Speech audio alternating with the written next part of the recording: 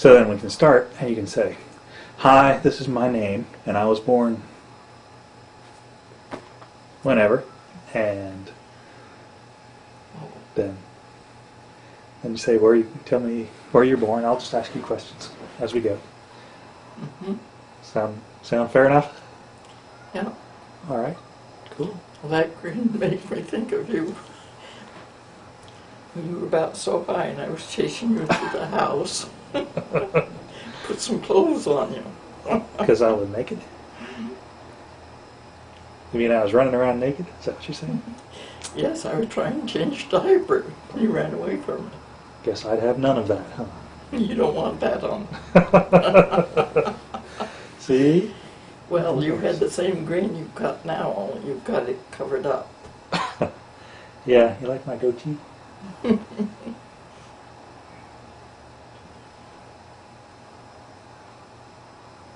And I never did embarrassing things when I was a child, I'm sure. What? I never did embarrassing things when I was a child, I'm positive. No, you weren't embarrassed at all. Only now.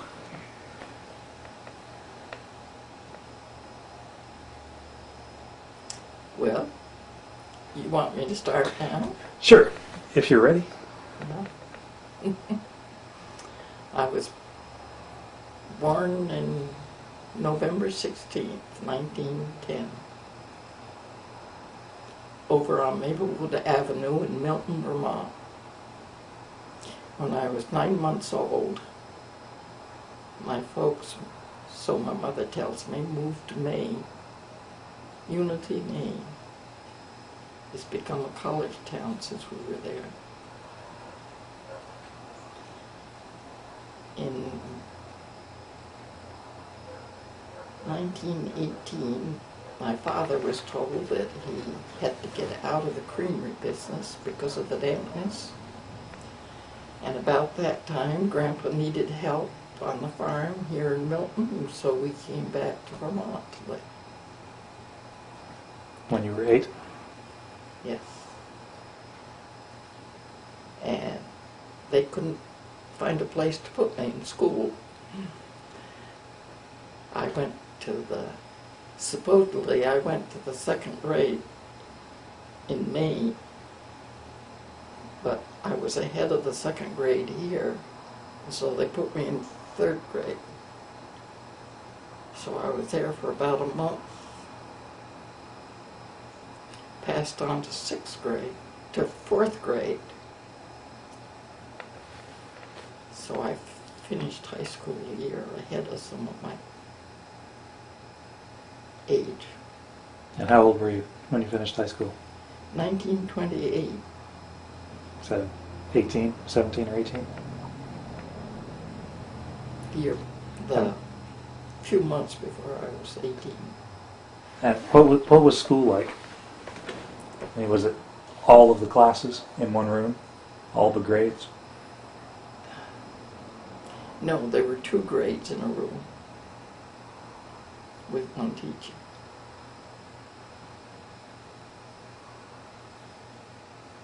Up through to 8th grade.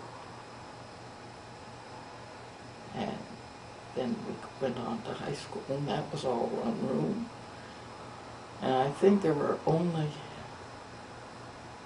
80-something pupils in the whole school. But that was only the village school. We had rural schools then, too. Mm-hmm. So tell me about your family. What's your mom and dad's name? Well, Dad was a graduate through the Dairy College in Burlington. I think it's something like 6 months, 9 months, something like that. He made butter and cheese and such things. He went to Maine as a manager of the creamery up there. Mother was 6 years older than Dad.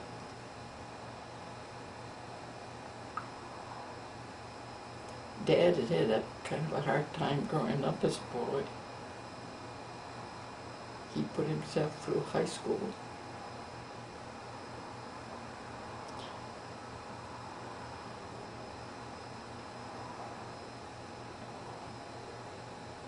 I don't know whether they had a high school certificate or not. I never saw one. But I do know she went through into senior year at least, because I've seen some of the school records through the Historical Society. Do you know how they met? Hmm? Do you know how they met? Do I have what? Do you know how your mom and dad met each other? Not exactly. He was working as a farmhand in Belvedere, I think. That's where my grandparents lived. And she was working as a maid or housekeeper at a nearby farm. I don't know more than that.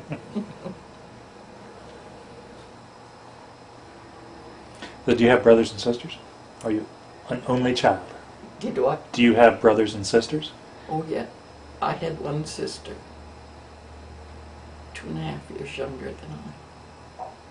What was her name? Blanche. Blanche. Blanche Esther. Glazier was your last name, right? At that time. Mm-hmm. So let's see.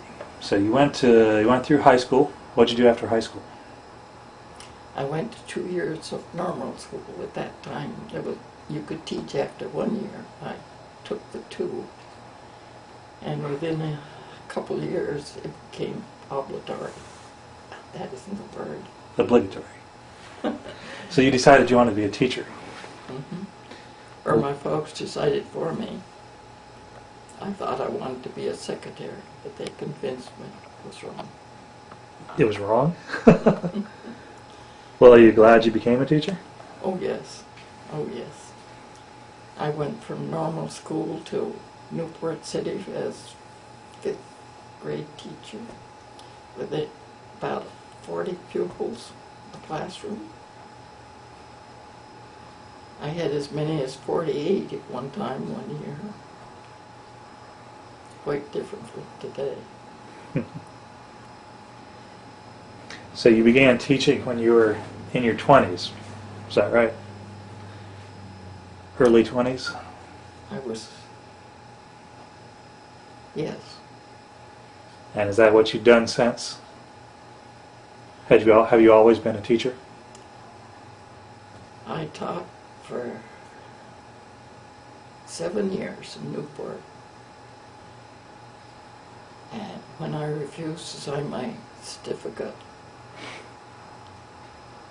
the next year I had I had the superintendent and one director, school board director, came to me. They offered as much as $100 more than I had been getting to have me stay. I kind of teased them into that because I didn't answer directly, no or yes. And I finally told them I was pregnant, so I wouldn't be back the next year. So what happened there with the certificate? Was why wouldn't you sign your certificate? And what did that mean? Well, the certificate to teach contract, maybe I should have said. That was a contract to come back?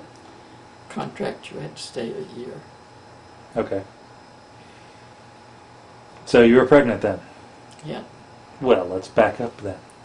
Because I imagine you had to meet somebody first before that happened. You laughed when I told you how I met him. Well, what was his name? John Raymond Campbell. Mm-hmm. There was a boarding house that, well, they kept boarders and served meals. And I was just satisfied where I was, getting my meals. And so I had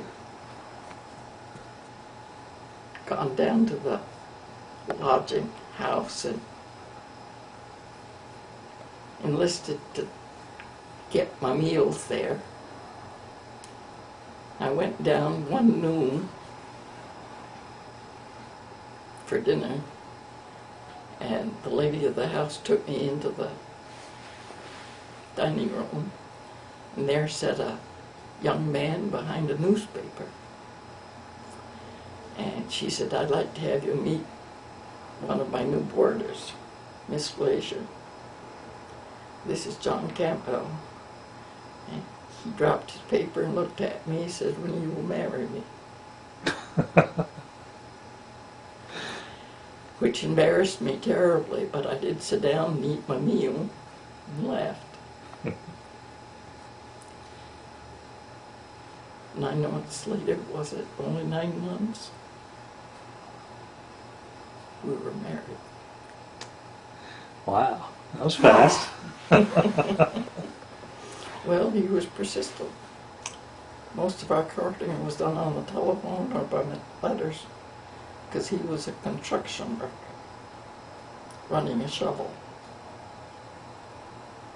And he happened to be in Newport for the finishing up a job. And where was he from? His folks were in Johnson. So he was from Johnson. You both met in Newport. What's that?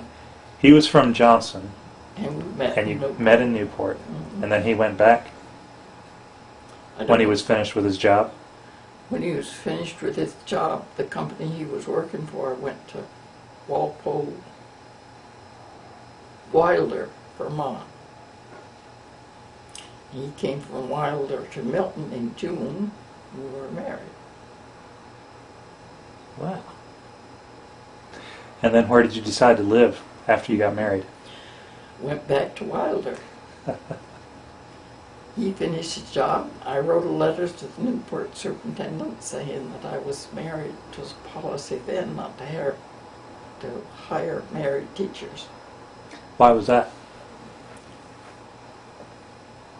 I don't know. They didn't stay too long, or they... Anyway, they didn't hire married teachers. But I had a letter back saying my contract was good, so I went back to teaching in the fall in Newport. And John continued to work on construction works for another 7 years. He decided he wanted a permanent job, so he went as manager over to North Troy. And he got the job, but he was told that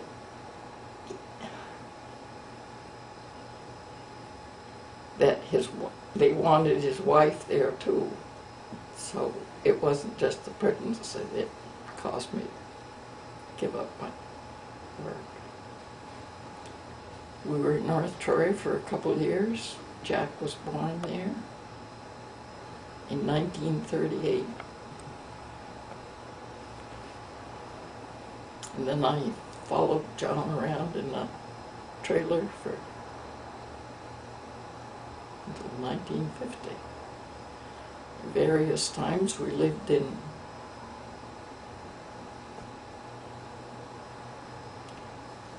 apartments or rents or in a trailer. And in that time, you had another kid, obviously. Yes. Or I wouldn't have you as a grandson. Yeah, when we lived in Shelburne in an apartment house there during World War II, John was working at the shipyard in Shelburne doing the carpenter work on the boats, U-boats. And he came home one day and said he had signed up for Service? service. He was 36 years old, just under the deadline. Which branch? The Army. Army engineer, supposedly, but somewhere along the way, when he went to boot camp, he got on the wrong train along with a whole carload of other engineers, and they ended up as a foot soldier. Was this towards the beginning, middle, or end of the war? in 41. 41, so it was pretty early on, as far as our involvement went. Hmm. So he got shipped overseas as a foot soldier? He got orders 2 different times while he was there in service to go overseas, but they never did send him. He became a instructor in Alabama. Like, what kind of instructor? Boot camp? Drill sergeant? Or was he like a... Drill sergeant. Okay, drill sergeant. He rose to staff sergeant before he got out.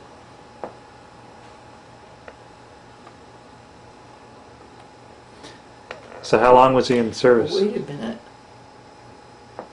I got the dates were wrong, because Bill was born in 44, and he was born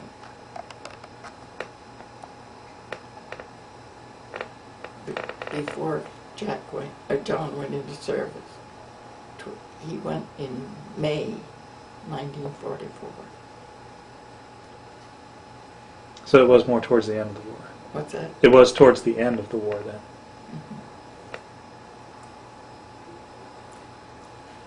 He was in just 2 years.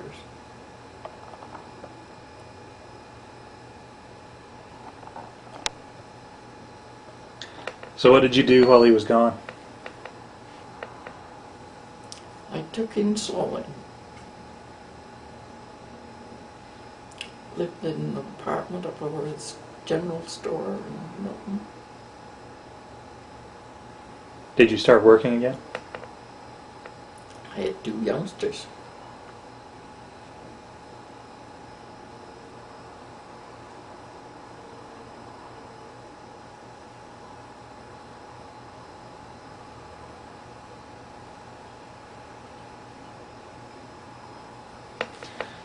Let's see. How about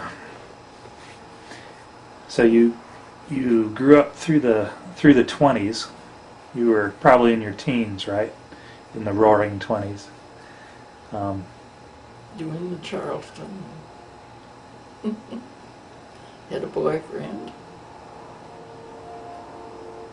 And what did you do for that I entertainment? was pretty serious about for a couple of years. What did you guys do for dates back then? We went for picnics and dances.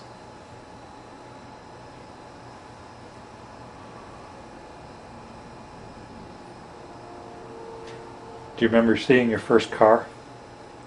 Seeing The my- first time you saw a car? An automobile? Uh-huh. It was my uncle's. I can remember a trip down to Rochester, Vermont. I had another uncle who lived on the mountain there with his family. He was working mines. We climbed the hill between Rochester and Bethel in that car, and we stopped every mile or so, put water in the radiator. There were water troughs all the way up the mountain, and we called them thank you mumps. Every little ways in the road that was leveled off about the width of the car, we stopped and filled up. What does it call it? Water? Put it in, keep the radiator from overheating? Mm-hmm. It'd be boiling hot. Was it more efficient than riding a horse?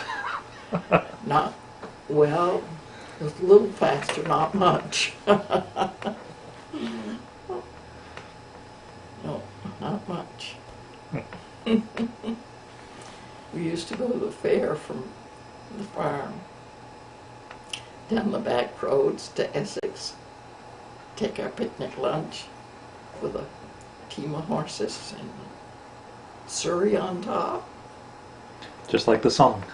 Yeah, I've often thought of that. So, the Surrey would have taken 3 rows of seats, but we usually had just two. We had to have a place for the picnic basket. Of course. Yeah.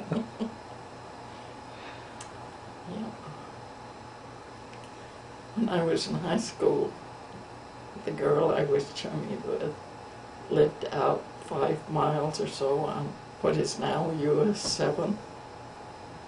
And she rode in every weekend on a horseback. Stayed in the village with her grandfather and went back home on Friday night.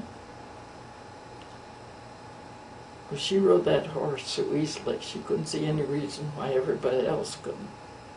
I climbed up onto it once, scared to death. That horse must have been very patient because I hung on to his mane so tight I must have pulled it good and hard every time he took a step. That's the only time I was on a horse. Yet my father had a barn full of them.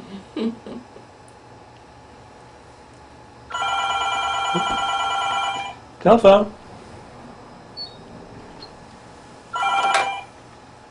Hello? Yes. Pretty good. Where were we? Horses? Yes, I backed up a little bit. That's okay, we back up. So, the 20s. Flappers in Charleston, and anything else? Oh, waltzes, of course. Of what? Waltz. Waltzes.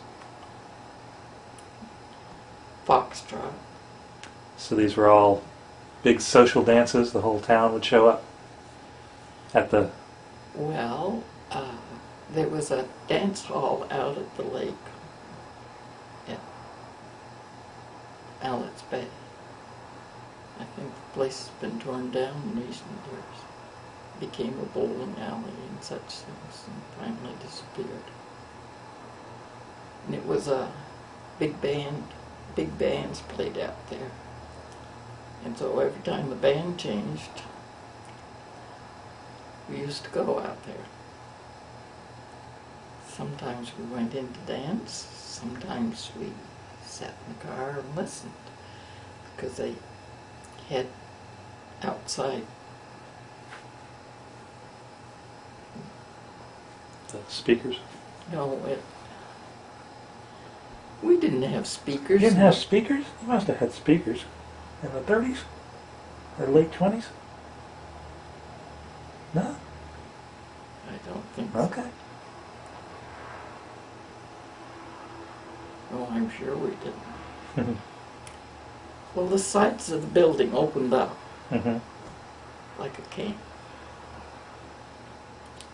So we could watch the dancers. If the floor was too crowded, we'd just listen to the music. Usually it was 4 of us in an old Mm-hmm. car. Well, if you didn't have speakers, how about a record player, gramophone, telephone? We had those in our home. At the home. Yeah. No, we had the real bands. Mm-hmm. Oh, of course. I can't even think of names of them. They were some of the famous ones. Came to Mallet's Bay. Hmm. So I guess that would bring us to the 30s. I can remember when we had a first radio. How big was it? It sat on a shelf. It was cone-shaped. Uh-huh. That reminds me of the time the radio. So the family would gather around the radio and listen to all the old serials, like the Lone Ranger and Mm-hmm. Green Hornet and the Phantom and all that kind of stuff. Mm-hmm. The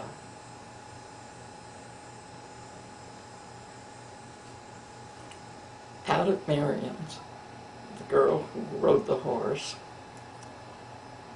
farm, I used to go down oftentimes for a weekend with her. In the wintertime, the ground was hollow enough between their house and the next one that there was a good skating pond. I never learned to skate. My ankles were too weak. So I fell often. At that time we had an earthquake. And of course I was blamed for the earthquake. But we went to the house because, well, I don't know, for the evening we skated as long as we wanted to. And they were rushing around down to the furnace and such, just make sure everything was all right, because the radio was squealing and shaking. And then we discovered the whole house was shaking. Turned out it was an earthquake. That seems kind of out of place up here. It seems rare that one would have an earthquake. Well, we've had small shakes once in a while, but I don't think anything as heavy as that was. That was the 20s.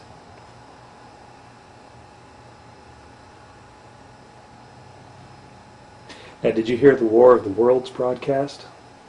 Did we what? Did you hear the War of the Worlds broadcast on the radio? The Orson Welles radio show? Oh, yes. Yeah? Did you think it was real?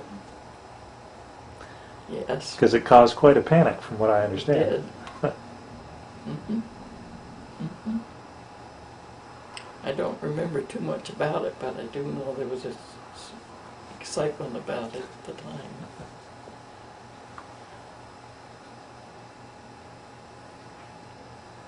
Some panicking, some places. Mhm. I don't remember the date of it. I don't remember when it was either. Late 20s, I think.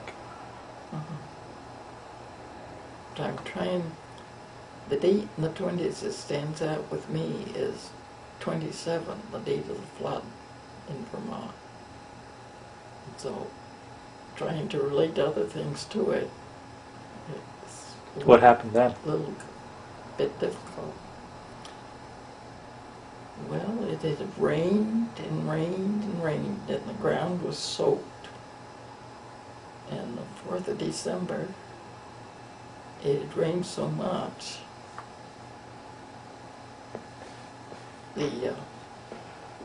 that's when I remember most of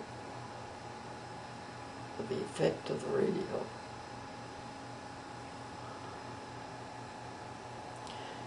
My folks said that I couldn't go to school that day, and I was very upset with them.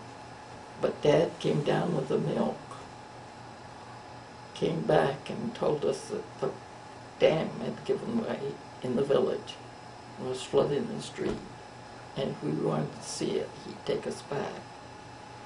So my sister, myself, and Mother piled into the milk cart, and we went back to the village. Stood on the bank. Well, it's back from the river, and watched them pull the vault of the bank up Monument Hill to the town clerk's office.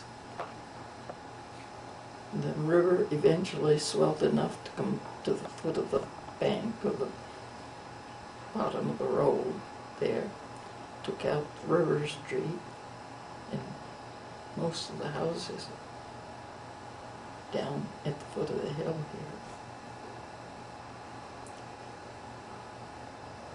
Saw roofs of houses go down by with animals on the roof, pigs, cows. It was that deep. The entire house got washed away. Well, several of the houses washed away. The bank didn't, but the water came up on it. That was a brick building at the end of the bridge. it finally took the bridge. We saw half of that go. And people along River Street came out by boat on the bank where we were. It really wasn't the bank of the river, it was the second bank where we stood watching.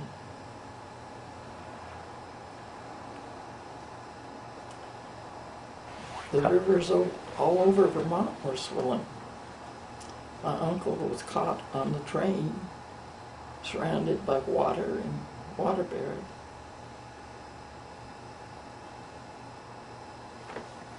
How long did it take to recover from that? To rebuild and everything? Well, that fall, 1927, I went to Johnson Normal School. And because of the bridges that were out, we had to go up around through Fairfax and Fletcher and down back to Johnson. It was all of that.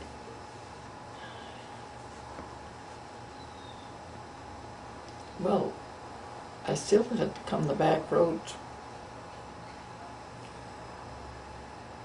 When I went to Newport in 1930. Which was more than 3 years later. Yeah. And that's when they rebuilt here and Arrowhead Lake was formed in the river. And that's right down here at the bottom of the hill. They had to rebuild River Street and then the road that went beyond the bridge and the other side of the river.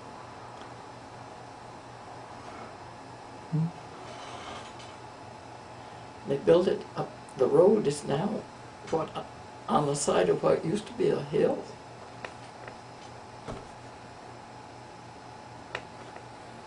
Which has vanished. Hmm? Which vanished. Vanished, yes, completely.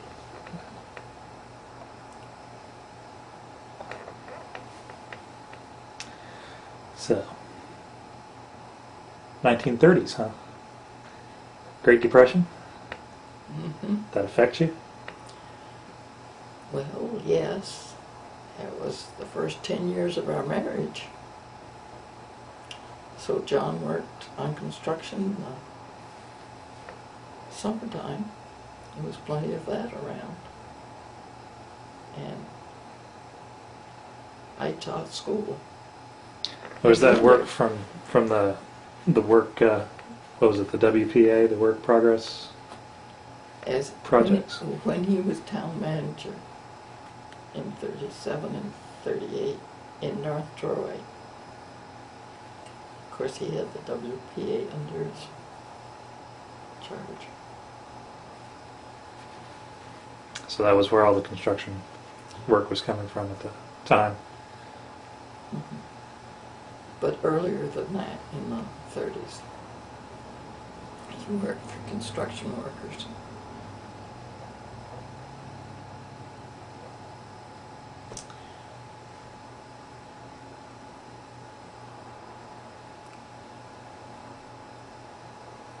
In the wintertime, he filled the ice houses.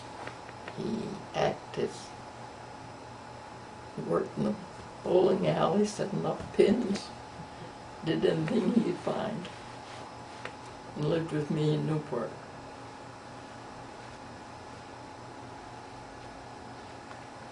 And then you said 38, Jack was born.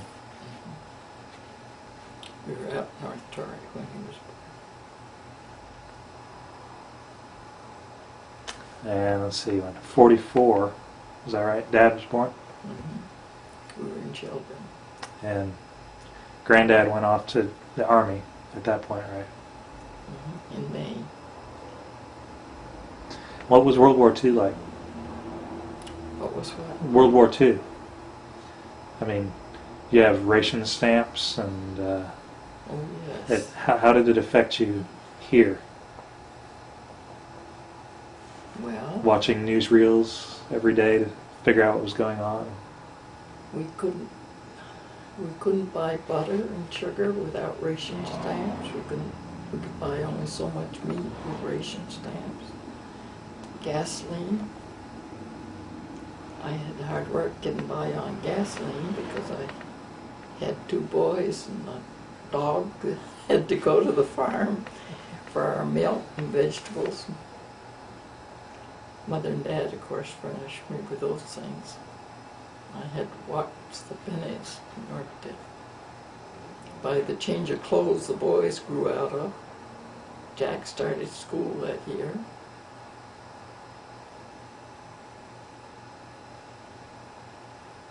Here in Milton. And when John came back from the Army,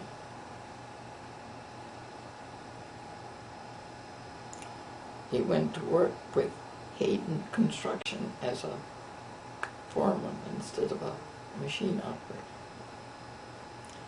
Didn't pay as much, but it was a more steady job. And there was future in it. We went to Wilder into an apartment.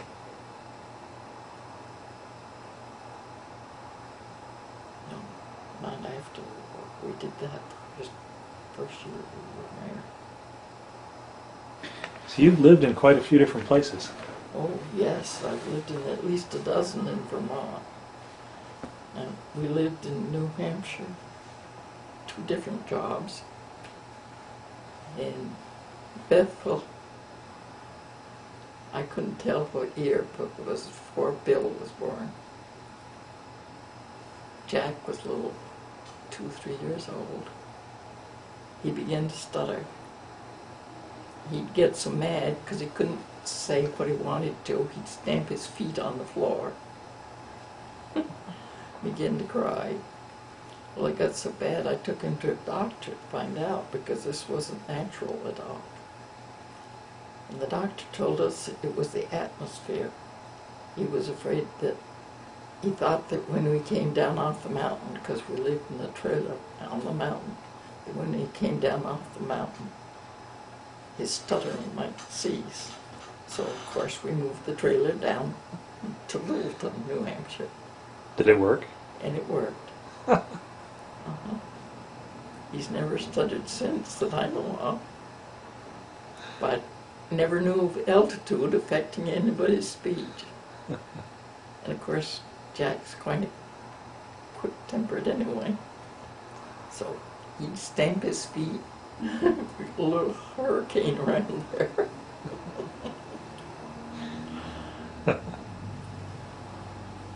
Because he learned to talk when he was very little. Learned to talk before he could walk. Mm-hmm. Just the opposite of your father. Bill was walking when he was 8 months old.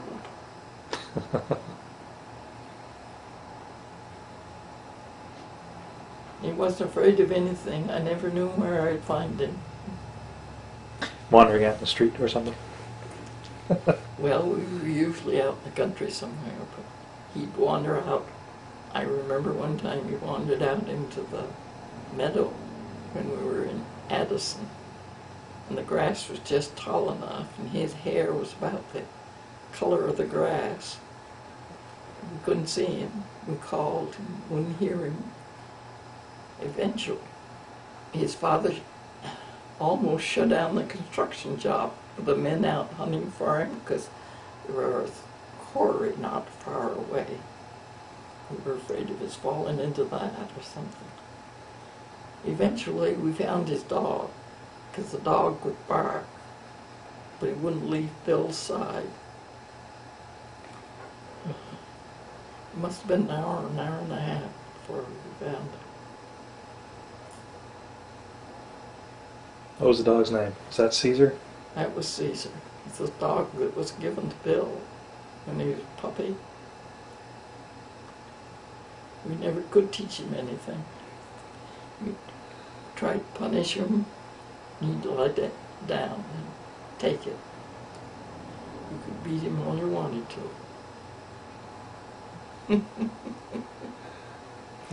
The only thing he would do that was intelligent was sit on the corner of this lawn and watch for the boys to come from school. They were both in school up here then. And then he'd come, transfer himself down to the corner of this lawn and wait for John to come home. It's the only intelligent thing he ever did.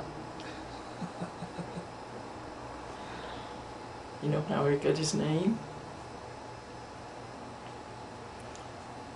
Well, I'd asked the boys to name him. Well, every hour they'd change his name from one thing to another. Well, you can't train a puppy to do anything till you teach him his name. One night when they started up the stairs to bed, I said, if you have a name for that dog tomorrow, I'm going to call him Caesar. Well, they began to giggle. And the next morning, they were calling him Caesar. So that's how he got to be called Caesar. Why did you pick Caesar? I don't know. Worst thing you could think of? Just an exasperation. I thought they would come up with a name if I was going to call him that. But they thought it was funny.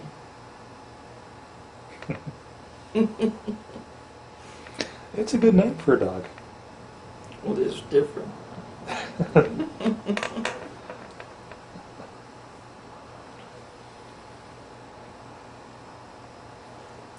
After having a very intelligent colleague before Caesar, it was quite a change.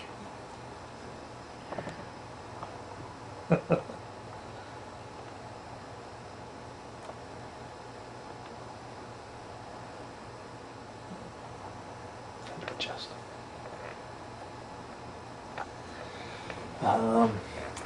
So that was 40s.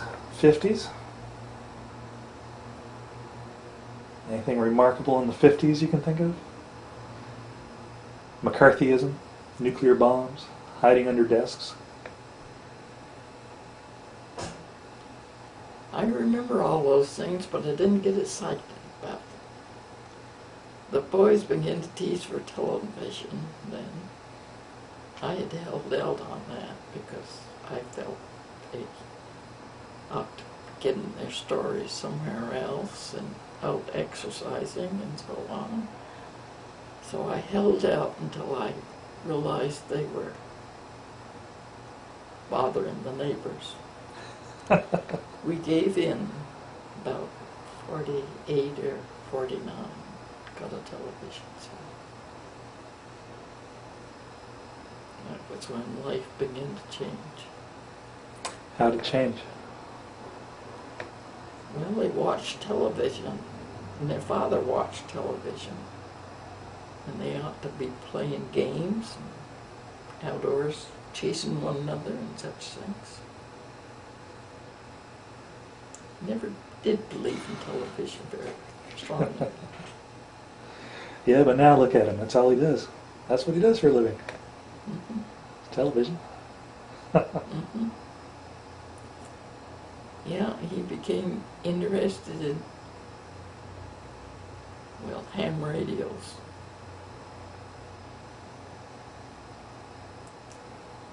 When he was sophomore, I think, in high school, one of his teachers was interested in that. And he got some of the boys interested, and Jack was one of them. And he never let go of it. He went from there to calling, as he grew older, calling race car At the racetrack. at the track out here. And then when he went into the Army, he went to radio technician and so on. Mm-hmm.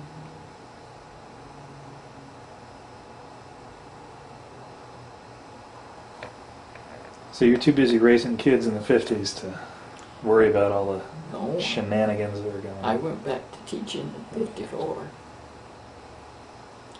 And they built a new school here in Milton. I was president of PTA before they built it. There's a controversy in town over the rural schools. They had to put a lot of money into the buildings in order to bring them up to standard. There were 8, I think. And some people, of course, wanted to keep the rural schools, and others wanted to bring them into the village as all as one school. Well, the PTA went to work. We had controversy there. It seems though I had meetings every week, but I know I didn't quite. But anyway, the village finally, the town and village were separate at that time. They each voted to have the rural school out. The one school built in the rural schools would come in, be bussed into town. Well, we built the school up on Herrick Avenue, and it opened in '54, and I went back to teach. What grade? 5th.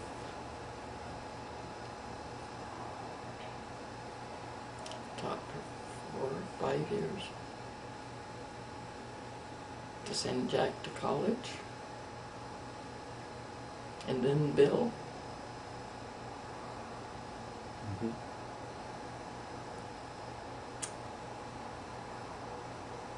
Jack finished and Bill didn't. He enlisted 2nd year, in the middle of the year. How'd you feel about your son going off to war at that time? I didn't like it because I'd been through it once. Though John never got into active warfare, I had that possibility of his being in it.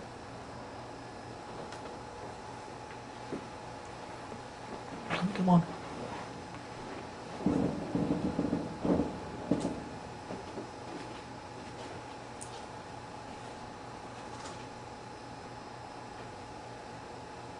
Did Jack go too? Did Jack go?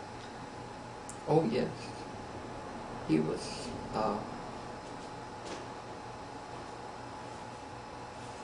what did you call him? In college he took the military. ROTC? Yes. Yeah. Graduated as first lieutenant and rose to captain before he came out.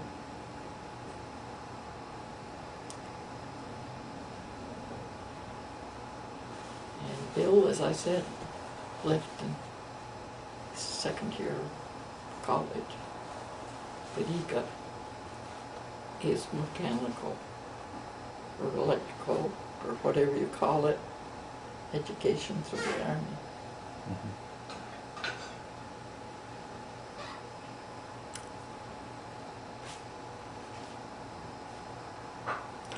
I had hard work to continue teaching that year.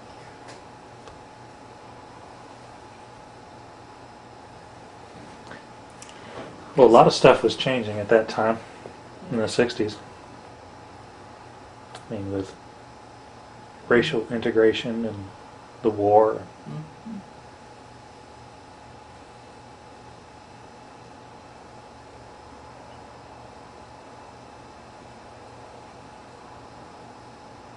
How did that change up here? Like, say, racial integration. I know we're in northern Vermont, but Well, in northern Vermont, we didn't feel too much of it. We heard of it, it was news, but it didn't affect us too badly. It affects us more now than it did then, I think. You hear more about it anyway. Because, well, I don't think we've had trouble with it in Milton, but in some other towns they haven't liked it when they well, we get more of the Hispanic and so. And the Indians flare up every little while.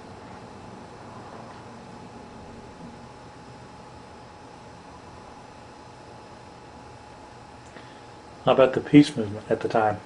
Was that anything happen up here with that anti-war sentiment, or those darn hippies? Yes, we had several things. It seems to me now that Burlington is kind of a mecca of the hippie movement, at least now. I don't know too much about now. I haven't kept since I lost my eyesight or part of it. I don't read as much as I did. But we had that Island Pond episode. What was that? Well, we had a cult up there that was quite large, and some of the social workers felt that children were being abused. I don't know whether they really were or not, but they weren't allowed some of the privileges that the other people had. And, well, probably you know Island Pond was a railroad town. The state finally interfered and sent the law after them. And there was some actual roughage, I guess. Confrontation. Mm-hmm. Mm-hmm. I've never heard of that. Never have? Well, I guess it went on for a year or more. The cult went on for longer than that, but I guess the disturbance when the state finally took things into their hands, it was a year of trouble. Let's see, what else happened in the 60s? Kennedy's assassination? You remember that? Where you were, what you were doing at the time? Yes. We were visiting John's sister in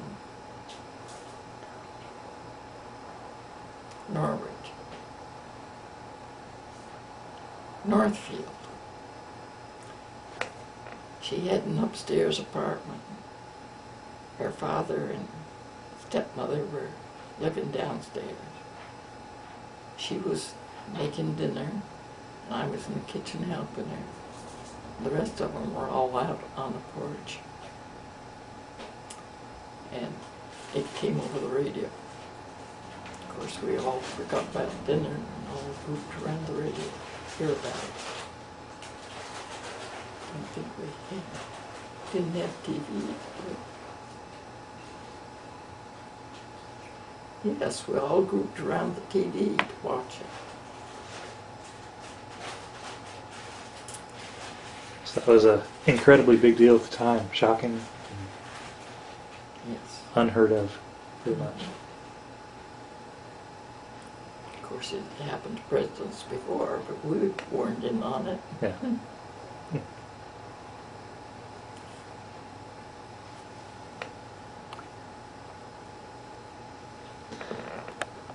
And I guess pretty close to that same time there was a moon landing or two. Yes.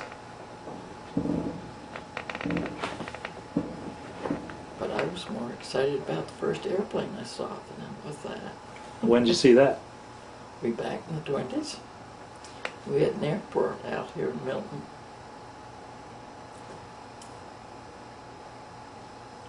I think John went up as a flight, but I didn't dare. What kind of airplane? Was it like a biplane or a Yeah. fully enclosed one or No, open seat biplane? it was an open plane. It was one of the first ones. Way back in the 20s. It wasn't John that went up. He did go up. later, but it wasn't during that first flight.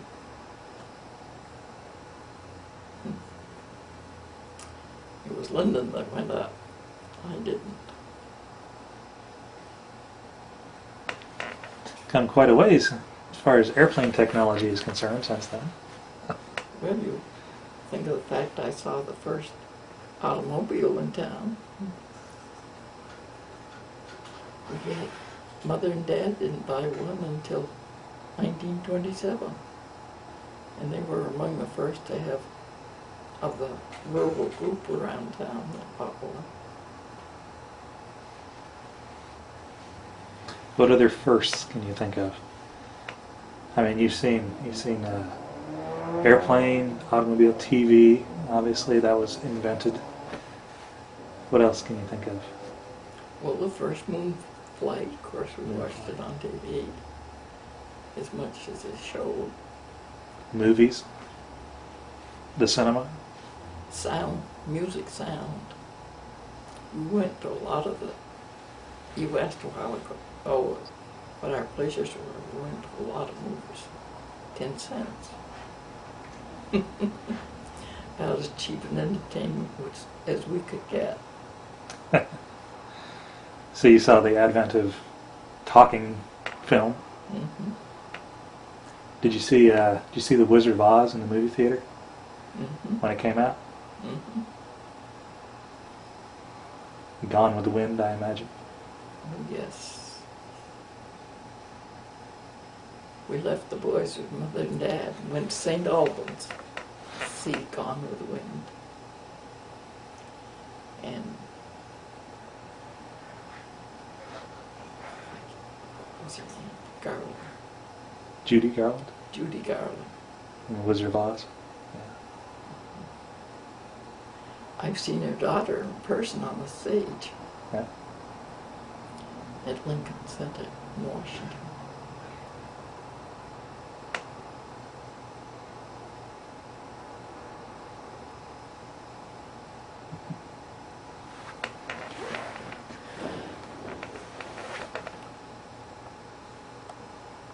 How about, I guess you've seen a few presidents too. Any particular favorites? Or ones you hated? I mean, I'm sure you recall the whole Nixon fiasco. Oh, yes. Mary said she liked FDR best.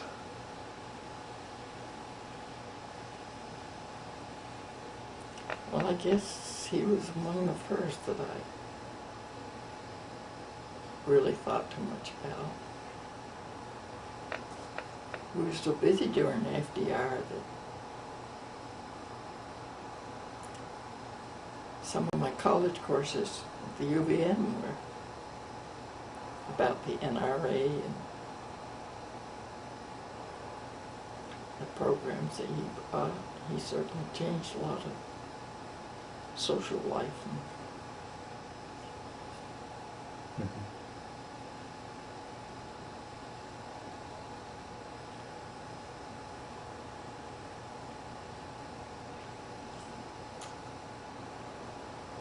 Well, at first I liked Nixon, but then of course we began to hate him.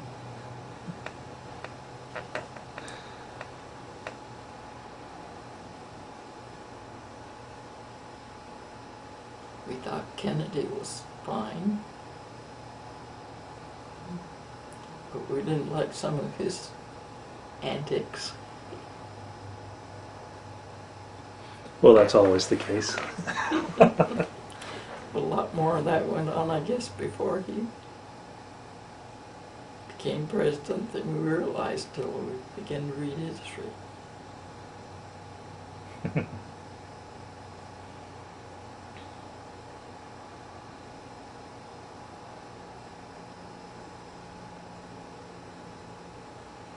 I disliked Clinton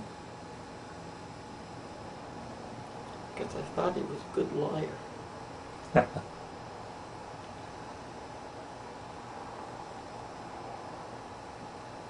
And the more I read about George Bush, the elder. Well, less intelligent, I think he was. His son, Jeff, wrote a better answer to what he thought of America than his father did. Much. Hmm.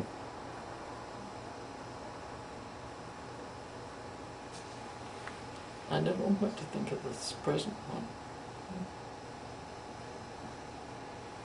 I think you either love him or hate him at this point. Well, even the Times Magazine news reports, some of them hate him, some of them think he's right. Mm-hmm. I suppose history will tell.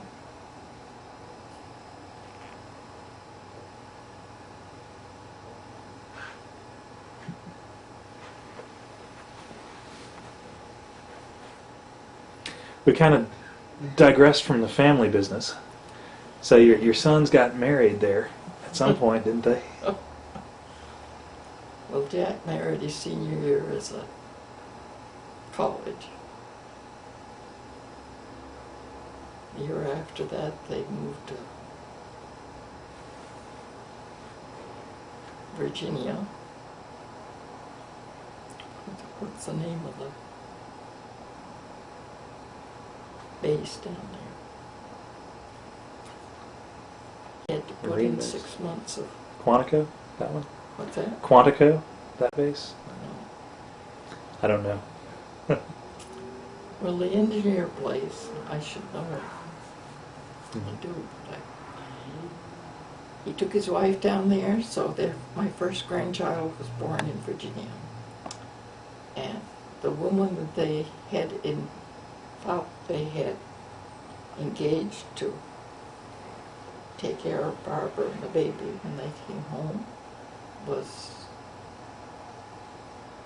her grandchildren came down with the mumps or something, measles or something, the day Barbara went to the hospital. She was there only 3 days. I was still teaching, and they called frantically and wanted me to come to Virginia. So I hired a substitute and went to Virginia. Was there for a week, and Jack and Bill came down to see their new baby, and then I came home. That was the first time I'd flown. We were held in pattern because of fog over New York for a full hour. And when I landed in Arlington, Virginia, the nearest place I could get to where Jack was, he had gone to the restroom when the plane came in. Of course, we were late coming in, and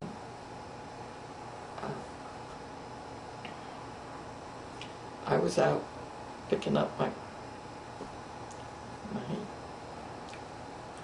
well, all I can think of is garbage, baggage. And I had just said to the baggage man, "Where do I go to call a taxi?" And the voice behind me said, "He's right here." Well, of course, I recognized the voice. It was 2 o'clock in the morning when I got in, because of that fog in New York and waiting for flight out. It was a very unhappy trip for me, being my first one. So that was 69? Do you remember when that was? It Oh, it was, must have been way before that. If I was born in 71, that would have been Joy, right? Ben Joy. She was born in I've been October 60, 59. 59.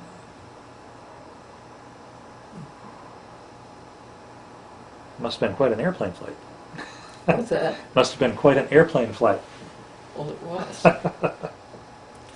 And when I got into New York, I found they were reconstructing the airport. I had no idea where to go. So I sat on a bench on the outside for a while. It was kind of cool. And I finally decided there must be a way in somewhere into a building. I finally found my way inside. Of course, I should have done that in the first place. Gone to the desk and asked questions. I did. And they called ahead for me. When I told them my plight, they called ahead to tell Jack the flight had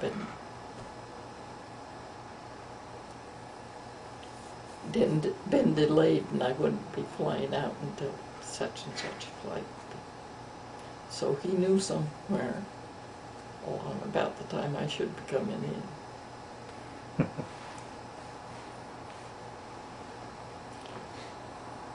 I've flown a good many miles since then, but they were all pleasanter than that first one. The fellow across the aisle must have realized it was about my first flight. He offered me some gum. Well, that helped my ears considerably. And he kind of talked me along.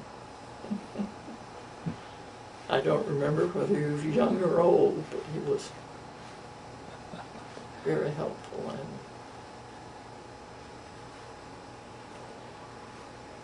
So that was your first grandchild.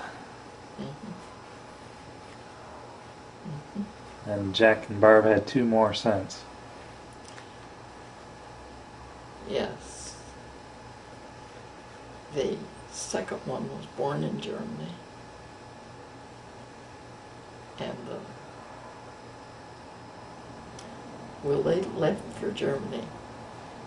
Belvoir was for Belvoir in Virginia. They left for Germany before Joy was born.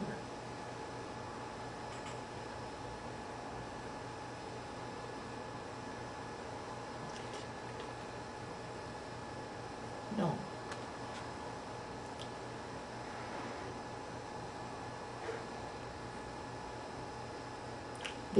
They were here a month. They came from Belvoir here. Jack had a leave of a month before they had to go to Germany.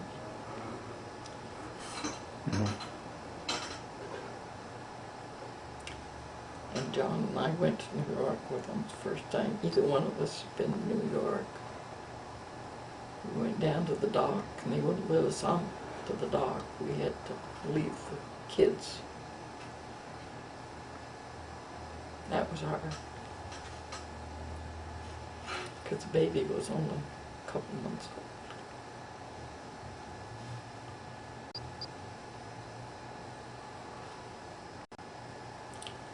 And they were both scared. We knew they were. To go to Germany. Mm-hmm.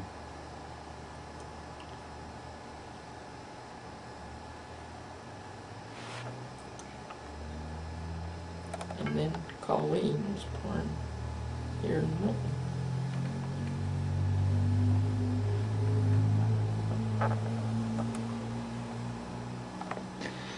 And not too long after, I suppose at some point here, Bill got married.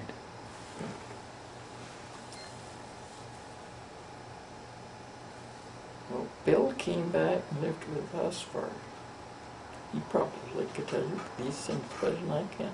Oh, but it's more fun to hear from you.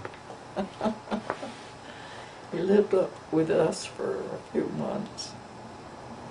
I guess he was a little bit unhappy about coming back to his parents' home.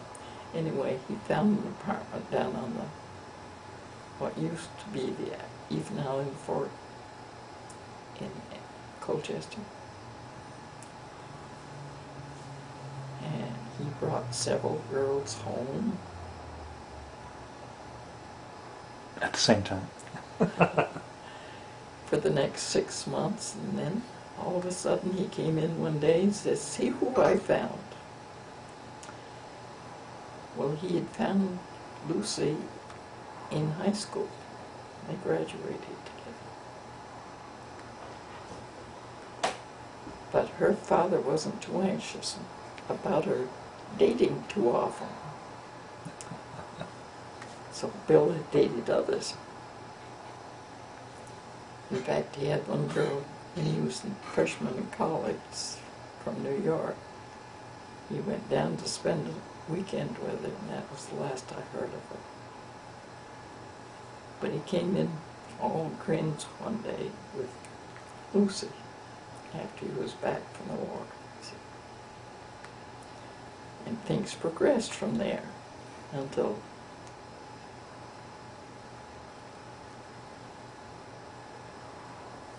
I can't remember when he was married. They didn't go together too long. 68 or 69, I think. 68. 68. Because that's when they were chasing me around as Peter R. Andrew, state president. 68. And then they had a grandson, my first grandson. And he lived in Burlington. And whenever Todd got sick, so his mother had to take leave from teaching, she'd call on Grandma.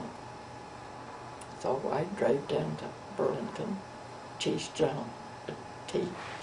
up Todd around. So Todd and I had a lot of fun.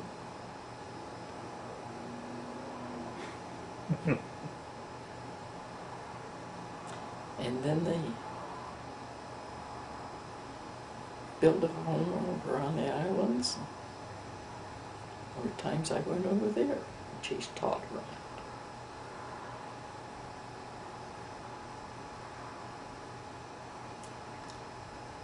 And then I had a second grandson, John. I never took care of John very much. I guess his grandmother Barrett did. And then Beth came along.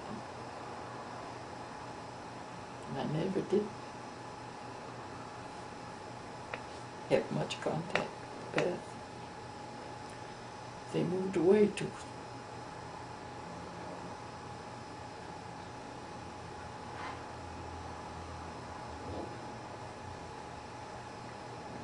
But now it seems like John's chasing you around.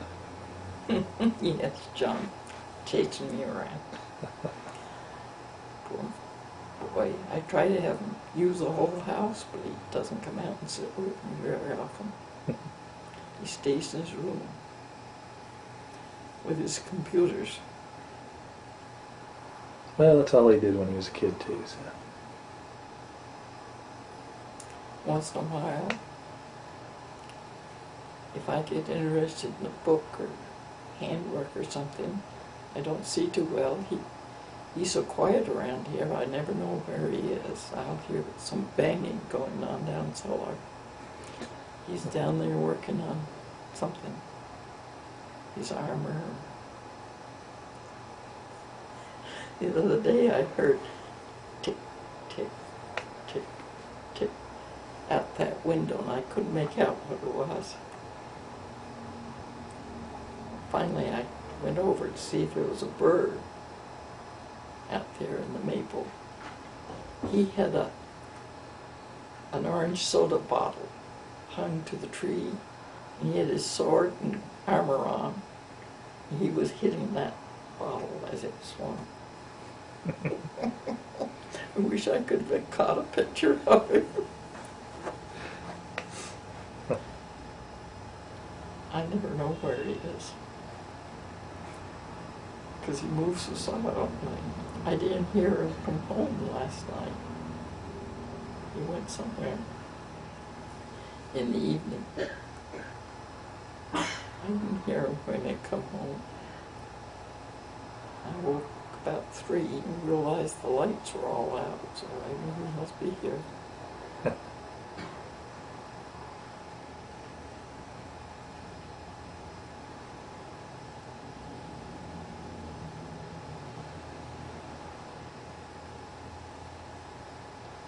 Well, how are you doing now?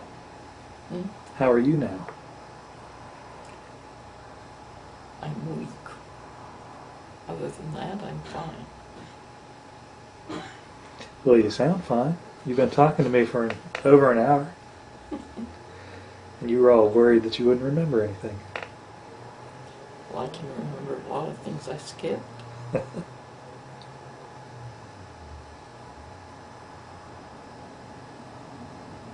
Have I been talking over an hour? Hour 15.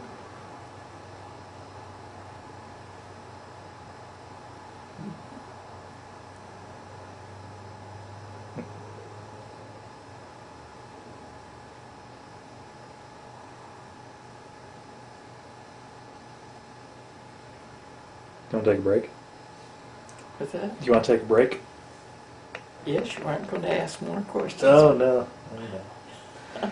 That's funny. I need you to do one thing for me, though. I need you to give me an introduction. I need you to say,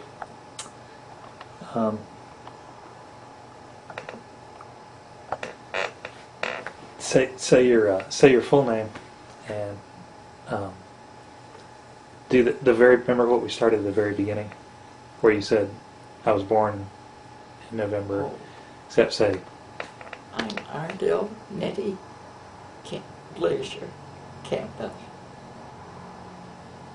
Is that what you want? that's exactly what I want. Except do it again and say, and I was born on. Oh. I'm Ardelle Glacier.